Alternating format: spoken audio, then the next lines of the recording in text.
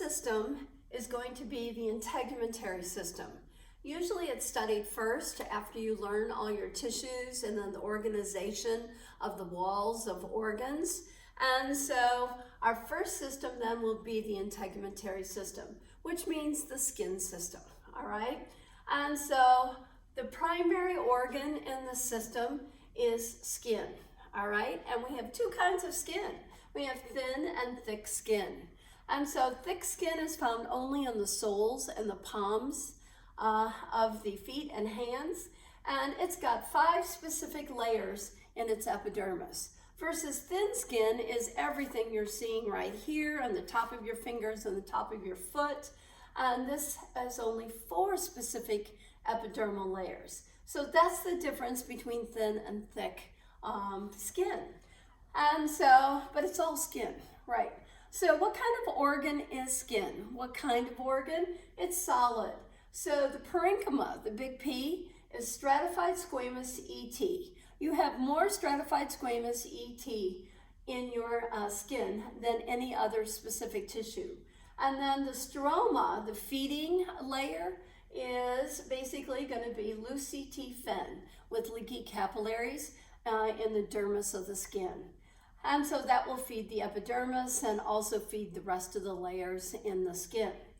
All right, so again, our primary organ is skin, and there's 2 specific kinds, thin and thick, based on the epidermis. And then we have secondary organs, and these are going to help the primary organs. So for every system that we study, we will always have and list primary organs, and that's why we put a 1 with a degree sign there and a 2 with a degree sign. That means secondary organs. So secondary organs are also called accessory organs, also called accessories. Accessory organs, because they're going to help the primary, right? So they help the primary organs do their job. And so what would these secondary organs be? And they are listed on your notes on Moodle right here for the entire integumentary system. Skeletal muscles. Skeletal muscles support the skin, and the skin is attached to the muscles, right? And so bones also support your skin system. Tendons and ligaments. Tendons attach muscles to basically bone or cartilage, and ligaments attach bone to bone or bone to cartilage. And these are going to help support the skin right there. And then we have some organs right here, the pituitary gland, the thyroid gland, the adrenal glands, and the ovary and the testes. They're going to make hormones that influence the skin's functions, okay? And so we'll talk about those way later, but those are the big 4 areas where hormones are going to come from that basically influence skin functions.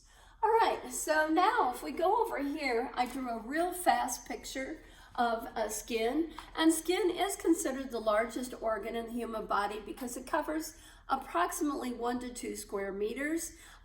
You shed about 40 pounds of skin cells in a lifetime, which that's a lot of weight. And then also, the last thing is basically that your body weight, about 7 to 10% of it could be attributed mainly to the fat layer right here, the fat layer, the hypodermis. And so those are some sort of fun statistics about skin. So on the board here, I have a general drawing of skin, all right? And so the outside layer, the most protective layer, is called the epidermis, and it's made out of stratified squamous ET, okay? And on the bottom, the ET goes up and down, sort of like a roller coaster right there. And so we have a name for these little downward projections. And so the stratified squamous ET cells that are going down this way, these structures are called epidermal papillae. And so underneath the epidermal papillae is the basement membrane. See the yellow? And that would be the basement membrane right in there. The BM is yellow right there. BM, basement membrane. And that's going to stick it to the CT underneath. And so the CT will be loose CT right underneath these papillae, epidermal papillae that are going down, and then the papillae, you're going to have papillae going the opposite direction, Lucy-T papillae going up. So it sort of dovetails like this with basement membrane in between to stick it together. And so these are called dermal papillae when they go up in between the epidermal papillae. So those two papillae actually make your fingerprints. Your fingerprints, the ridges in your skin right here, and everyone's has a distinctive fingerprint pattern for each finger. Even if you're identical twins, they do not match in terms of fingerprints. So that's created by the two sets of papillae dovetailing and holding on to the outside layer versus the inside layer. So now, when we talk epidermis, we have thin and thick skin. And so I just put the layers up here. The outside layer is called this layer that you can see right here, and you can sometimes see the flaking dead skin cells. That is called stratum corneum, and it's flaking and it's a dead layer. So the cell membranes are just getting exfoliated. Then the next layer down is stratum lucidum, and that's only in thick skin, and it's a dead layer, okay? It's a dead layer. It's sort of clear looking, but stratum lucidum is in only thick skin. And then we have stratum granulosum, which is a dark purple layer, and these cells are in the process of dying, but they also have a lot of granules in them that will repel water. And so they call this layer in thin skin the waterproofing layer, right? So that's stratum granulosum. And then stratum spinosum is an active mitosing layer, lots of cells in this layer. And then the bottom layer, one layer of cells on the very bottom going up and down the papillae right here. This is called stratum basal, okay? Stratum basal over here, one layer only, and they're undergoing mitosis to basically produce the cells above. They're going to reproduce. And so the cells move up, and as the farther away they get from down below here, the Lucy-T, then they're going to die. They're going to die as they go upwards, and they stack and go up. So now, here's the basement membrane again, and so that's the epidermis, all right? So this layer is only in thick skin, stratum lucidum. Then we have the dermis of the skin, and the dermis of the skin is going to connect the ET to the ACT, the fat. And so it's the connecting layer, and it's also the feeding layer. So the top 10% is Lucy-T up here. It's got Lucy-T cells and capillaries, fenestrated leaky capillaries. So different things are going to come out of the capillary, oxygen, food, hormones, and they'll go up into, diffuse through the basement membrane, and up into these cells to feed them, right? Also, it'll diffuse out and feed the dense, irregular CT also. And so you'll also have capillaries down here feeding the fat cells. Not as many, but you will have some down here also. And then the capillaries will also pick up all the waste material. And so the waste material will be coming in, like the CO2 and the waste and the hormones. They'll pick up hormones made by the skin. And so anything, this waste products or CO2 or hormones, it'll come in here and load in the capillary and then get taken out by the vein right there. So when we all know a capillary is the smallest artery in the human body that does all the transporting and exchange of everything. All right, so that's nice. So this layer of Lucy-T, this specific layer, this whole thing is called the dermis, but the top layer here of Lucy-T that makes the epidermal papillae is called the papillary layer. The papillary layer named after papillae. And it's only about 10%. It's not very thick. And then the majority of the dermis is going to be dense irregular CT. And so it's called the reticular layer because it has so many fibers in it. And so about 90% of the dermis is dense irreg CT. So this is the layer that you'll find a lot of things embedded in here. You'll find hair roots in here. You're going to find pressure nerve sensors. You're going to find eccrine glands, sweat glands in here embedded. And so you can even find granules, chromatin granules in here. And so that reflect light ray. And so chromatin granules can be in here also. So when you get a tattoo, this is the layer that they put the ink into, because if they put the ink in the loose CT with all these capillaries up here, you're going to have a lot of exchanging and the ink will fade too fast. It's up too high. And so the tattoo artist, if they're good, they know how far they need to go down, and everybody's reticular layer is different thickness. And so this is where the tattoo ink will eventually reside, in the reticular layer. And so that's the dermis. That's the dermis. And then the last layer in the skin is called the hypodermis down here, and it's made out of fat pads, okay? Fat pads. These are ACT cells, and dense regular CT goes around them right here, DRCT. And there's a difference between male fat pads and female fat pads. And so male fat pads, the fat cells stack vertically. And in female, the fat pads go horizontally. They're wider. And so basically, this creates a problem because it sits on top of the muscles, and the muscles are usually going more vertical. And so when this sits on top and it enlarges, a lot of times it will help pull down the top layers. And if you gain weight and these fat cells expand, then it's going to pull everything down, and then it's going to make your skin look dimpled. And a lot of times we call that the cellulite look, exactly, to your skin. All right, so this is the hypodermis right here, and it's basically an insulating layer. And also this dense reg CT right here, that dense reg CT will essentially go down off of the fat pads, and it attaches to the skeletal muscles underneath. So it's going to go down and attach to your skeletal muscles. And so if I just drew like this, a skeletal muscle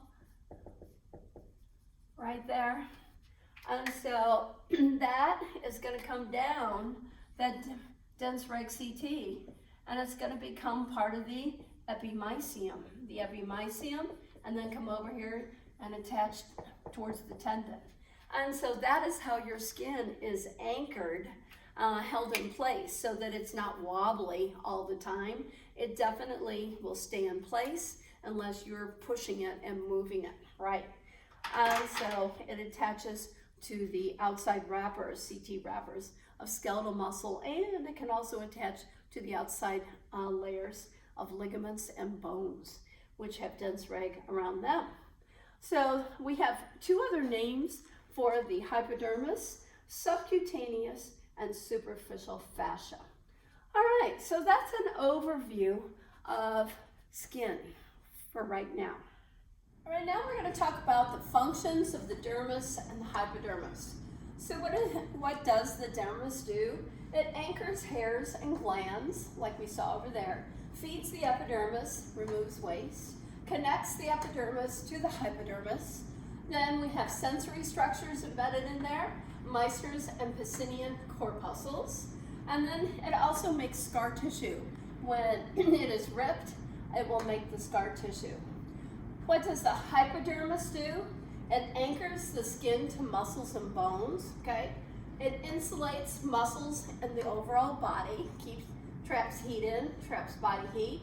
And then it makes a hormone called leptin, and leptin will essentially speed up the breakdown of fat inside your fat cells, so it should keep you thinner. I don't think I make any, okay? And then it stores energy, and then it cushions in case you fall. The more body fat you have, the less impact your fall will have on your organs. And then it contributes to your overall body shape, right? So when you gain weight, the hypodermis is where you store a lot of that extra sugar and fat, right? All right, so now those are the functions of the overall dermis and hypodermis. And now on your note sheet right here, we have some other miscellaneous items. So what is skin color basically attributed to? What causes your skin color, or what influences your skin color? The amount of melanin granules in your epidermis is the number one thing that determines your skin color. Then your CT, your connective tissue, it can have granules in it, and they're the same granules as melanin, but they're called chromatin granules. So in here, you can actually have chromatin granules, right? Chromatin granules. And chromatin granules basically are the same thing as melanin. The exact same thing as melanin, but we just call it chromatin. It does the same thing. It deflects light rays, okay? What else is skin color due to? It's based on the amount of gases in your bloodstream. Oxygen makes you have very good skin color. Too much carbon dioxide is going to make you look a little bit blue or white, pretty anemic, and so the amount of gases. And then the amount of vitamin A present in the plasma of your blood can influence your skin color. It can make the skin sort of turn an orangey color. Right. What things easily penetrate your epidermis? Basically gases, hormones, nicotine, drugs, solvents, heavy metals, and some of your oleoresins, which means the poisonous oil from like poison ivy, poison oak, and the poison sumac. All right, so that penetrates the epidermis quickly. All right, now there are some miscellaneous skin terms that you do need to be aware of, and one of them is called keratinizing. And so keratinizing means being able to see the epidermis flaking off the individual stratum corneum layers. Apoptosis means in the process of dying. So the stratum granulosum is where apoptosis starts, and so that would be that term. Then nevus. Nevus is a birthmark from too much melanin and chromatin in the skin. And so many years ago, I had a student have a little baby, a baby girl actually, and she came to me and asked me, is this going to hurt my child? Is it going to be cancerous? And so you can see it's a big black nevus, and so that's a lot of melanin deposited. And so the University of Michigan actually took off this whole nevus by basically lasering off the skin on her back. And so they would lay the baby down and they pull up the skin on top of her vertebrae, and then they'd suture it down here at the bottom, and then they would laser off the extra skin, and that would get off that black skin. So, and it took 2 years to remove all of that, but and then she was free of the nevus. So a nevus is basically a really high concentration of melanin and chromatin. And then freckles is another term, small accumulations of melanin and chromatin. And usually you get freckles from a lot of UV light rays exposure. Hematoma is the term for bruise. And so that means you have broken blood vessels in the dermis and hypodermis of your skin. That's what causes hematomas. And decubitus ulcers, those are bed sores. And we have 5 degrees of bed sores and burns. So when you say 1st degree of anything, it means the epidermis is gone. 2nd degree would be your dermis has been burned, or you can see that it's already gone. 3rd degree burns or decubitus ulcers means that the hypodermis is gone, burned. And then 4th degree means the muscle layer, skeletal muscle layer underneath the skin is gone. And 5th degree means you can see the bone, or the bone has actually been burned in burn situations. So those are decubitus ulcers / burns. And the 5 degrees. And then we have diaphoresis or diaphoretic. And so that means sweat that you can actually see on the surface of the skin. And so if you're diaphoretic, you're sweating maybe profusely or maybe not, just a little bit. And we do have invisible sweat, that you cannot see. Everybody produces invisible sweat. It's a form of heat release. All right, so those are the extra terms that are found on your note sheet. And then the last thing we have is the hormones that are going to influence the skin. And basically in your lab pack, they are on page 32. Page 32 in your lab pack, it says hormones that influence your skin. They are also listed in your notes, okay, in the notes right here also. And so you can look at these, but the first one is epidermal growth factor, EGF. It's made in the skin, stratum spinosum, and it goes to stratum basal, the bottom layer, and it speeds up mitosis. Epidermal growth factor means mitosis goes faster. MSH is made up in your brain area. It's called the pituitary gland, and it goes to the epidermis, and it tells it to make more melanin, okay, more melanin, so that's nice. And then there's growth hormone. It's also made up in the pituitary gland, and it goes to your skin, all three layers, and it tells it to speed up mitosis and just maintains all the tissue layers. Then we have T3 and T4, which is made here in the thyroid gland in your neck, and that is going to go to your skin, and basically it tells the cells to keep undergoing mitosis, that they're doing really well, and so it speeds up mitosis so your skin stays good. And then the sex hormones, estrogen and testosterone, made in the ovary and the testes, they also go to your skin, and basically they're good for maintaining the overall functions of all the layers of skin, and also maintaining your glands associated with the skin. And then the last hormone we have is called ACTH. It's made in the adrenal glands above the kidneys, and it goes to the skin, and basically it increases melanin and chromatin production. And so sometimes you might wake up in the morning and all of a sudden, oh my gosh, you look like you just went to the tanner, and you didn't, but you have an overproduction of ACTH, and so that needs to be corrected. So that's everything you need to know about skin, and it's all found on your note sheet. And so we are now officially done with the first system.